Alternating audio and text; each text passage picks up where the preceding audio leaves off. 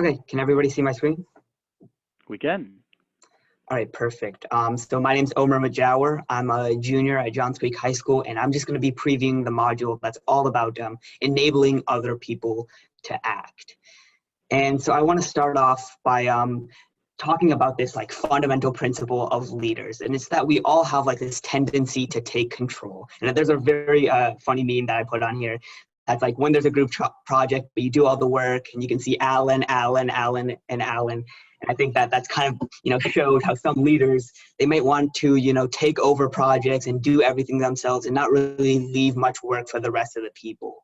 And so I want you guys to think back to a time where you had a similar experience. Maybe you were the one who was taking control. Maybe it was somebody else. I want you to think back about how you felt, how maybe other people felt because of that. And maybe that person, or maybe you who took control, try to, justify what you did by this principle, which is that if you want something done right, you have to do it yourself. So that may, a lot of people think that if you want to do something correctly, you just have to do all the work yourself and you can't really trust other people to do it right.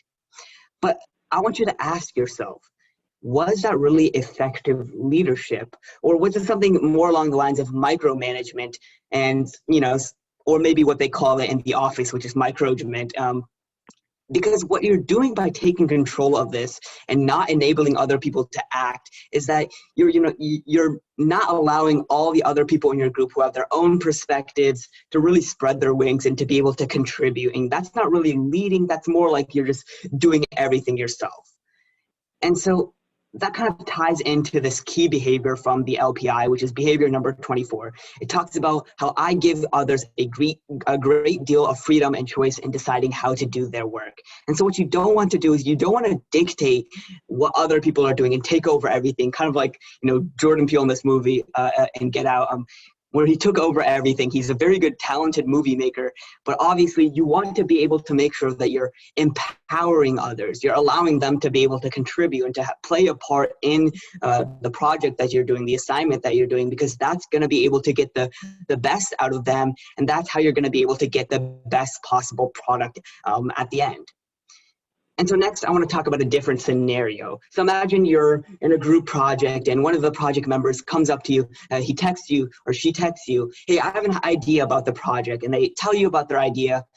Now, what is the correct response to this? How should you, respond to them in order to make sure that you're enabling them to act? And there's kind of two choices, which is, this on the left here, you can say, yeah, that's the dumbest idea I've ever heard. And I hope you're not doing that because you're shutting them down.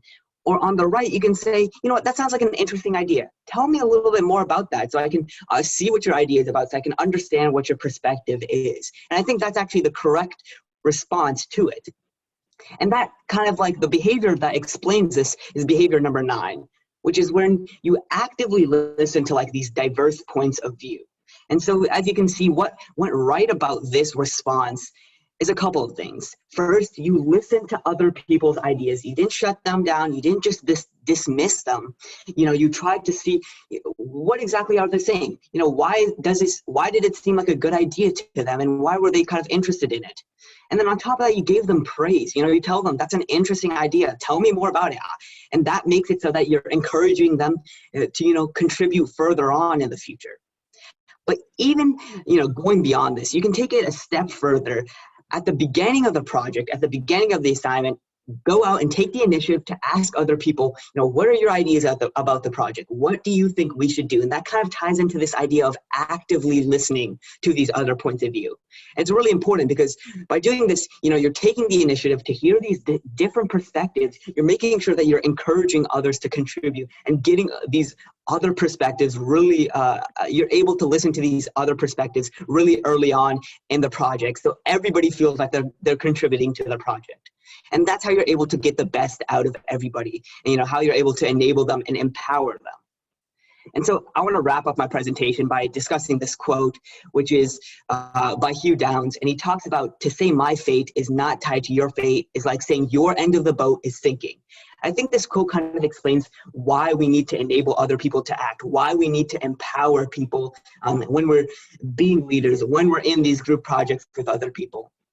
Because the fact is, when you're in a project, the results of that project can affect everybody, and everybody in the group also has the ability to affect that project. So by enabling people, by encouraging them to contribute and to bring their talents, their ideas to the table, you're able to kind of, get the best out of them and get the best possible result. Because, the project's going to be completely linked to the people who are inside of it. You want to be able to get the best out of everybody in order to make sure that you're able to get the best project possible.